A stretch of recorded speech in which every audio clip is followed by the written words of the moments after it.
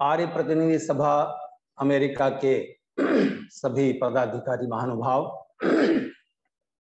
और इस 31वें आर्य महासम्मेलन में सम्मिलित हो रहे सभी विचारशील सज्जनों,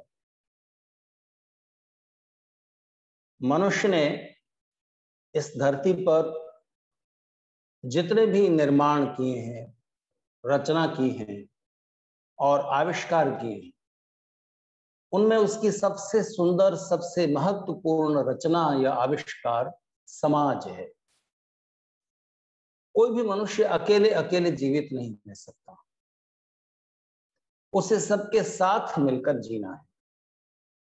लेकिन ध्यान रखने की बात यह है कि समाज की इकाई, समाज की यूनिट एक एक इंसान नहीं है। एक एक इंसान की भीड़ को आप समाज नहीं कह सकते। समाज की सबसे छोटी इकाई परिवार है। परमेश्वर ने मनुष्य को जो बहुत बड़े बड़े सौभाग्य दिए हैं, उनमें से एक परिवार है। जीवन में, संसार में सुखों को बढ़ाने और दुखों को कम करने के बहुत सारे उपाय हैं,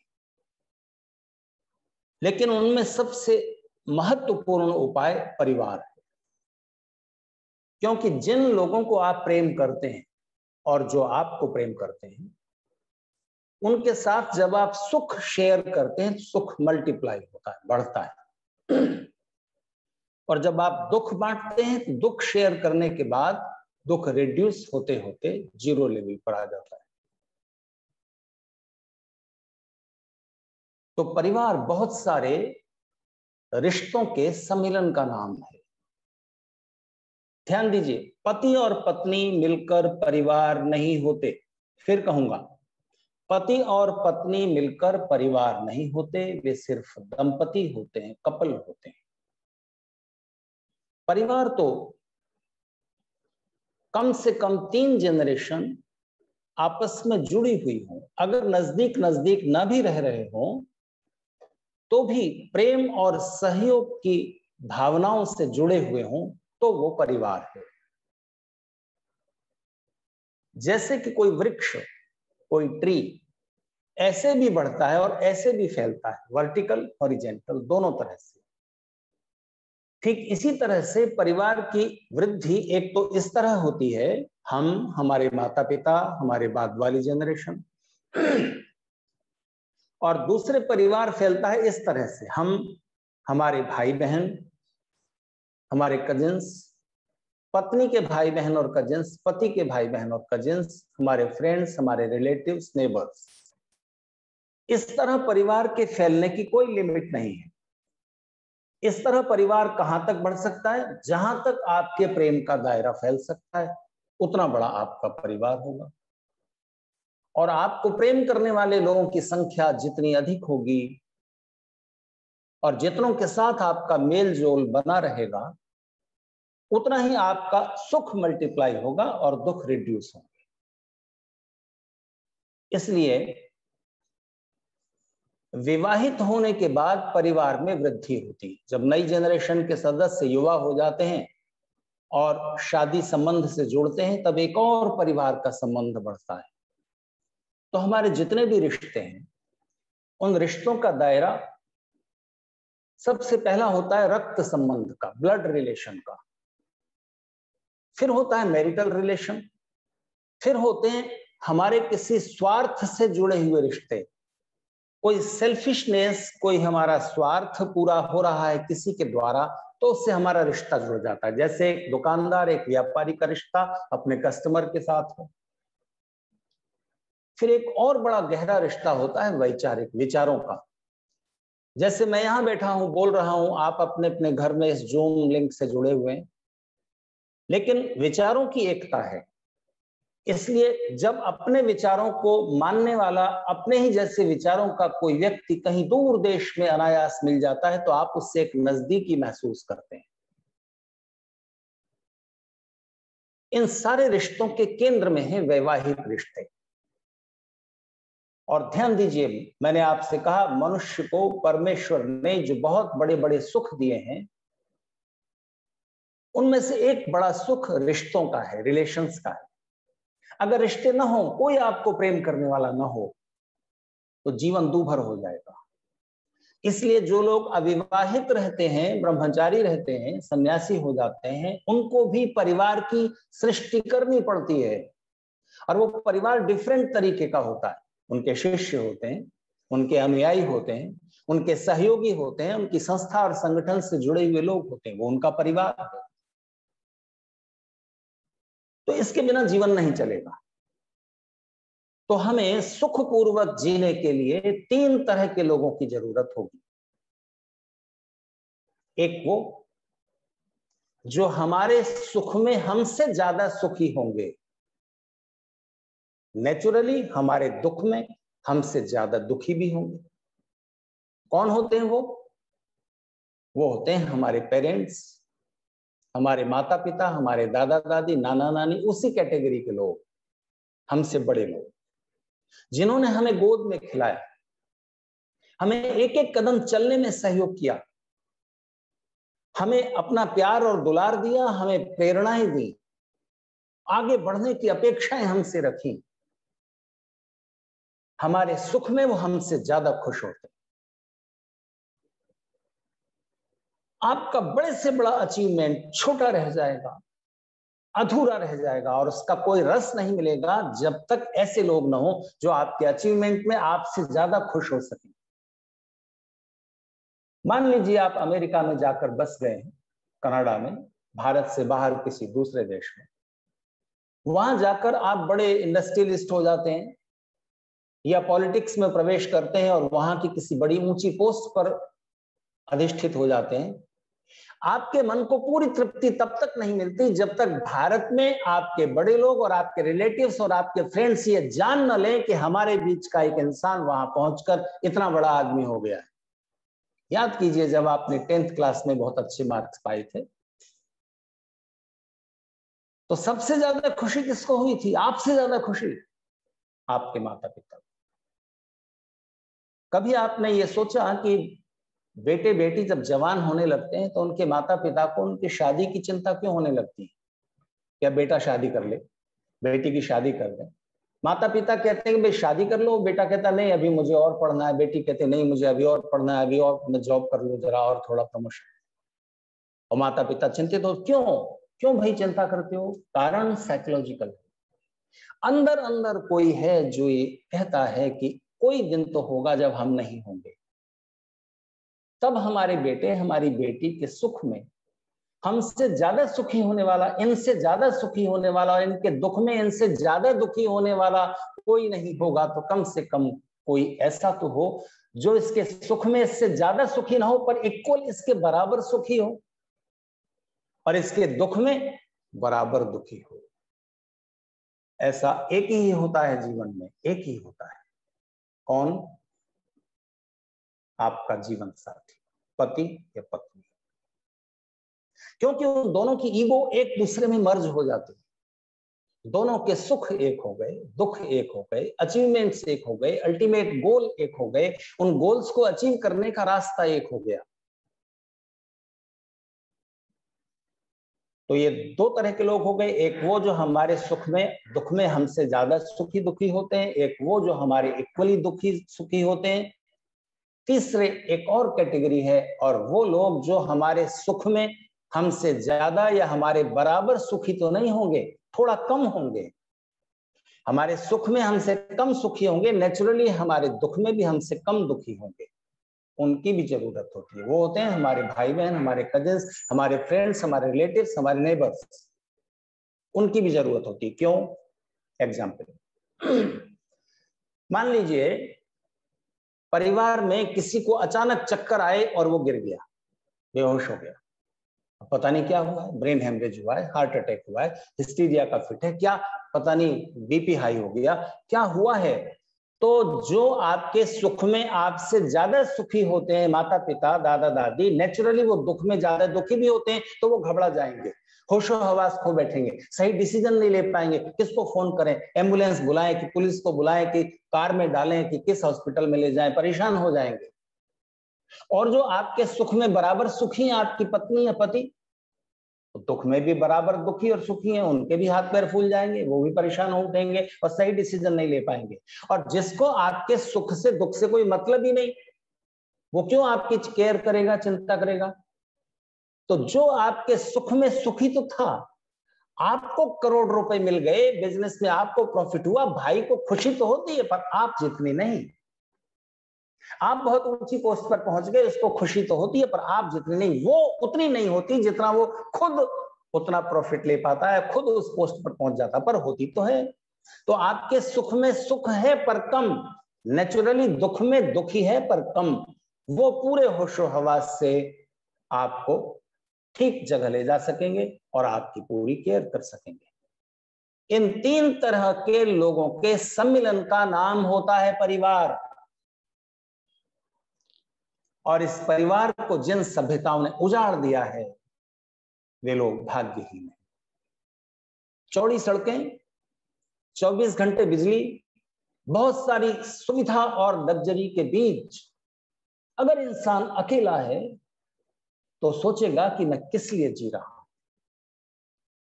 कल्पना कीजिए, इस धरती पर कोई भी इंसान ऐसा नहीं है जो आपको दिल की गहराइयों से प्रेम करता हो, तो आपको सारी जिंदगी फीकी लगेगी। और अगर एक भी इंसान ऐसा है जिसके लिए आप इतने इंपॉर्टेंट हैं, इतने महत्वपूर्ण हैं कि अगर हम नहीं होंगे दुनिया में, तो कोई एक हृदय है जिसके लिए मेरे बिना ये सारी दुनिया फीकी, नीरस और वीरान हो जाएगी, यह एहसास जिंदगी को मीनिंगफुल बनाता है, जिंदगी में वैल्यू डालता है, जीवन अर्थवान हो जाता है, सार्थक लगने लगता है। तो उस प्रेम को जितना विस्तार दे सके आप, उतना सुख बढ़ता जाए। तो या तो विवाह कीजिए या उद्वाह कीजिए, 2 ही तरीके हैं जीने के।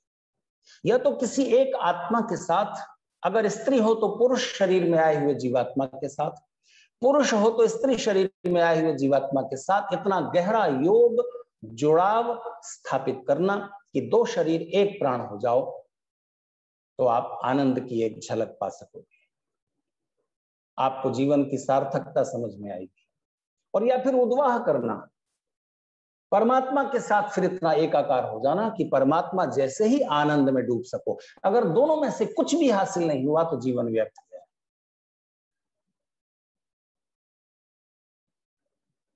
मैं आपसे कहना चाहूंगा कि इन रिश्तों को निभाने के लिए कुछ हमें भी एफर्ट डालना होता है, क्योंकि अगर आप अपने से प्रेम करने वाले लोगों को डिवाइड करें तो उनकी 2 कैटेगरीज बनेंगी। एक वो जिनके साथ रिश्ता निभाने के लिए जिस प्रेम की जरूरत होती है, वो प्रेम आपको ईश्वर की ओर से या नेचर की ओर से सहज रूप में उपलब्ध होता है, उस प्रेम को क्रिएट नहीं करना पड़ता। वो रिश्ते हैं माता पिता, भाई बहन वगैरह।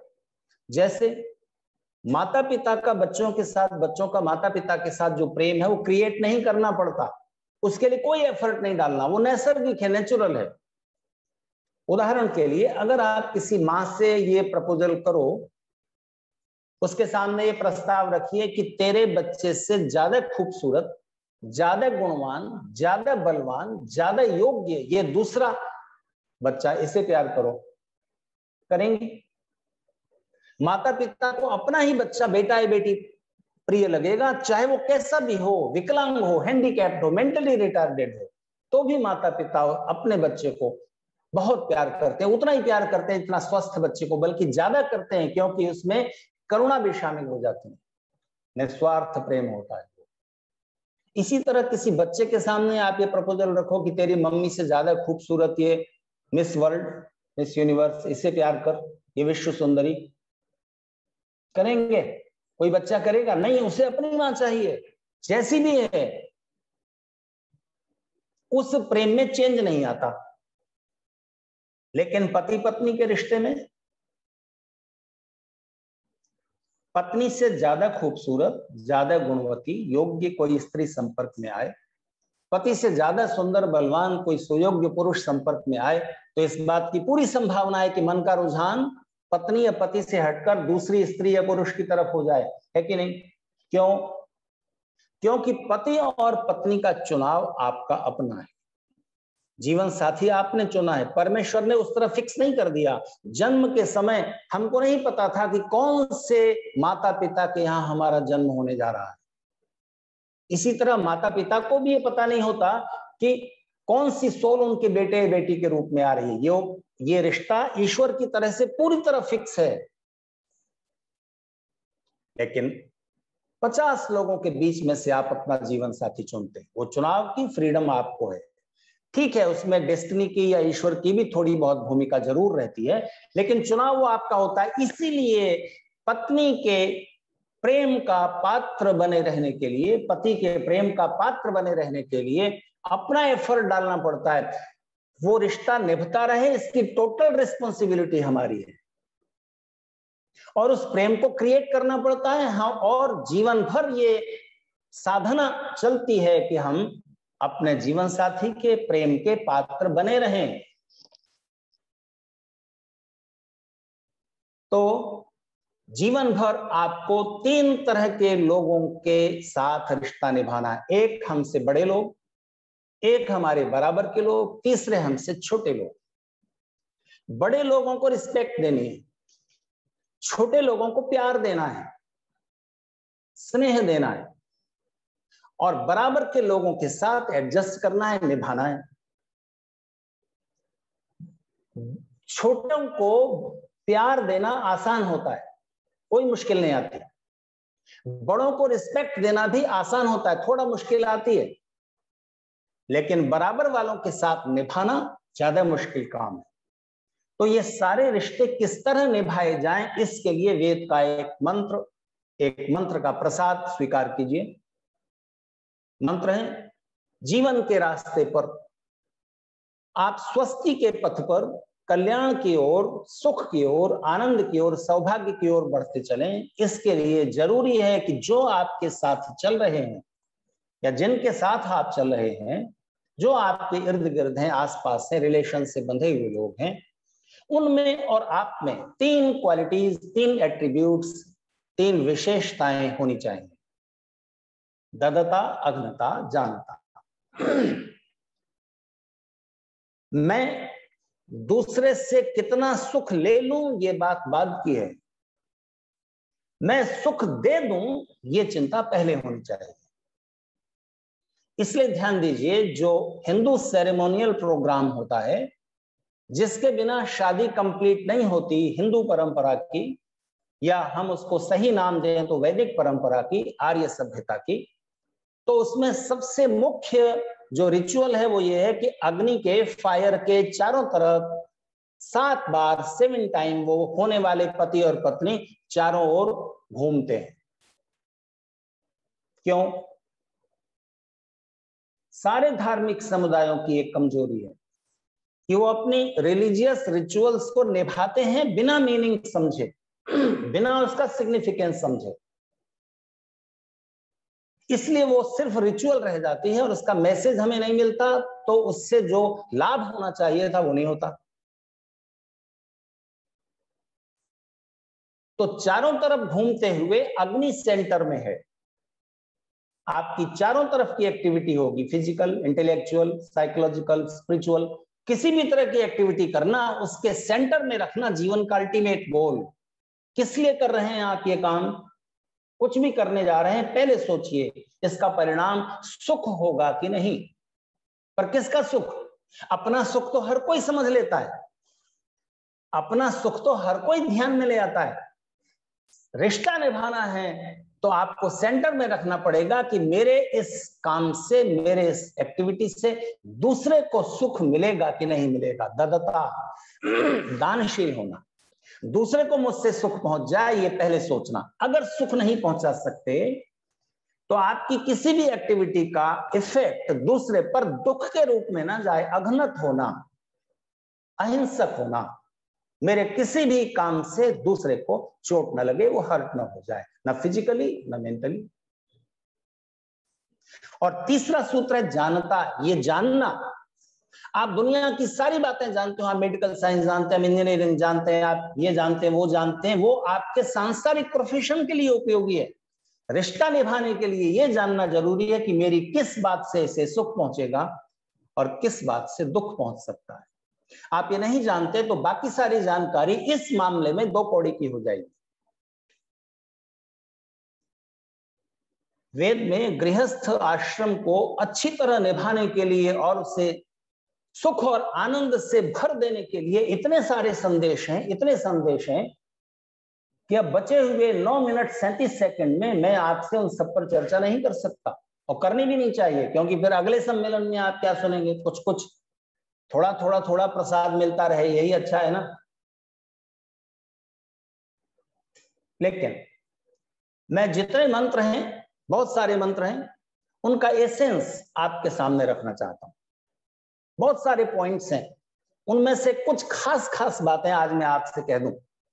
उनमें से सबसे पहली बात यह है जो वेद के एक मंत्र में कही गई है, जिसका ऋषि दयानंद ने संस्कार विधि में विवाह संस्कार और गृहाश्रम प्रकरण में उल्लेख किया है, और वो ये है कि पति पत्नी को कहता है। विवाह संस्कार की एक बहुत इंपॉर्टेंट स्वेलिंग है, और वो ये है पति पत्नी के हृदय के सामने हाथ करते हुए ये कहता है कि ध्यान दीजिएगा इस प्रतिज्ञा पर, और ये प्रतिज्ञा अगर आपने समझ ली तो आधी प्रॉब्लम्स आपके रिश्तों की, आधी प्रॉब्लम्स तो इस एक बात से ही सॉल्व हो जाएंगे। पति पत्नी को कहता है कि मैं अपने मन को तुम्हारे मन के माफिक अनुकूल रखूंगा, मेरे सारे काम मैं इस तरह करूंगा कि वो तुम्हारे मन के अनुकूल हो। मेरी एक्सपेक्टेशन है कि तुम्हारा मन भी मेरे मन के माफिक हो, अनुकूल हो, और तुम्हारे सब काम भी मेरे मन के अनुकूल रहे। फिर यही बात पत्नी भी पति के हृदय के सामने हाथ रखकर कहती है, मम व्रते ते हृदयम दधामि मम चित्तम अनुचित्तम ते अस्तु। मैं अपने मन को आपके मन के अनुकूल रखूंगी, मैं अपने सब काम इस तरह से करूंगी कि आपको खुशी मिले, आपके अनुकूल हो वो काम, और मेरी एक्सपेक्टेशन है कि आपका मन भी मेरे मन के अनुकूल रहे और आपके सब काम मेरे अनुकूल हों। इस प्रतिज्ञा में खास बात क्या है आपने नोट की? खास बात यह है तुम्हारा मन मेरे मन के अनुकूल हो, तुम्हारे सब काम मेरे मन के अनुकूल रहे, ये बात बाद की है, सेकेंडरी है। प्राइमरी बात यह है कि मैं अपने मन को तुम्हारे मन के अनुकूल रखूंगा, अपने सब काम तुम्हारे मन के अनुकूल करूंगा। पति ने कहा और पत्नी ने ये कहा, और जब दोनों एक साथ ये पहल करते हैं कि मेरा मन और मेरे सब काम दूसरे के अनुकूल रहे, जब ये कोशिश दोनों तरफ से एक साथ होती है तो एक्सपेक्टेशन जीरो हो जाती है। दूसरे को अपने अनुकूल बनाने की कोशिश बाद में, दूसरे से मुझे क्या सुख मिलेगा, कितना मिलेगा, कैसे मिलेगा, ये इच्छा और चिंता बाद में। पहले मैं दूसरे को कितना सुख पहुंचा सकता हूं, अपने को दूसरे के अनुकूल बना सकता हूं। दोनों तरफ से जब ये एडजस्टमेंट होता है तब ये एडजस्टमेंट नहीं रह जाता, ये आनंद बन जाता है। एडजस्टमेंट में और इस विधि में क्या बेसिक फर्क है? मान लीजिए एक सोफा रखा हुआ है, एक सोफा सेट, उस पर दो लोगों के बैठने का स्पेस है, एक ही सोफा है, तीसरा आदमी भी आ गया और आपका परिचित है, मित्र है, तो आपने दोनों ने खिसक करके उस तीसरे को भी बैठने के लिए जगह दे दी। आराम से तो दो ही बैठ सकते थे, तीसरे को भी आपने जगह दे दी, तीनों थोड़ा सट कर नजदीक नजदीक होकर बैठ गए।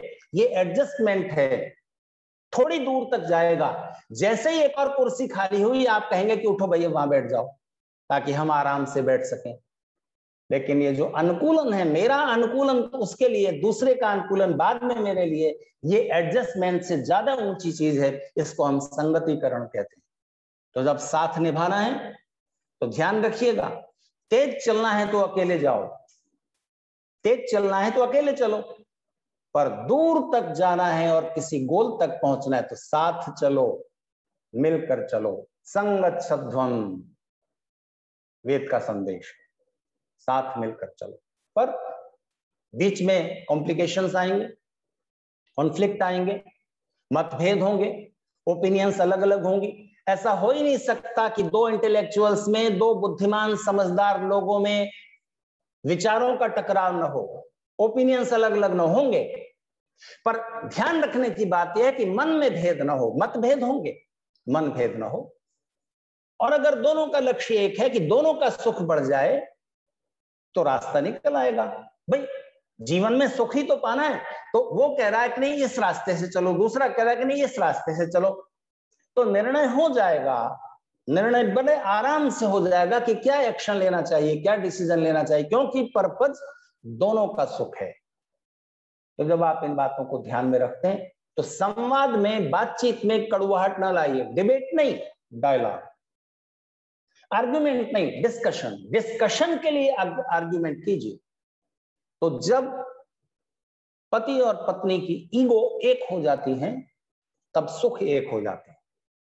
पति अगर प्राइम मिनिस्टर हो जाए, प्रेसिडेंट हो जाए, अमेरिका का नहीं, किसी देश का नहीं, लायंस क्लब का, रोटरी क्लब का ही हो जाए, किसी क्लब का ही प्रेसिडेंट हो जाए, आर्य समाज का ही हो जाए, किसी भी संस्था का भी आप अध्यक्ष बन जाते हैं, तो पत्नी को उतनी खुशी होती है जितना पति को, बल्कि रुतबा भी वो उतना ही महसूस करती है। जैसे पति प्राइम मिनिस्टर नहीं हुए, पति प्रेसिडेंट नहीं हुए, मैं ही हो गई हूं, यह एहसास होता है। क्योंकि स्त्रियां अपनी ईगो को पति की ईगो में आसानी से मर्ज कर देती हैं, कर पाती हैं।